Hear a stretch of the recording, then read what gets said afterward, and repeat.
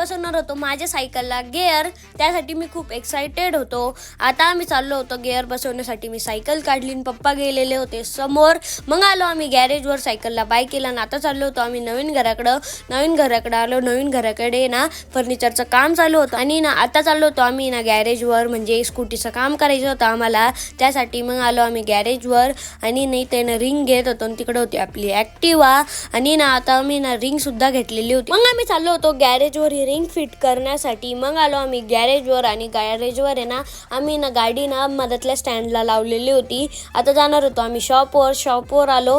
आशिष दादा ते ना काम करत होते, पूर्ण साफ करत होते दुकान, आणि दुकान खूप छान दिसत होतं. आता आम्ही चाललो होतो माझी गिअरची सायकल घेण्यासाठी गॅरेजवर.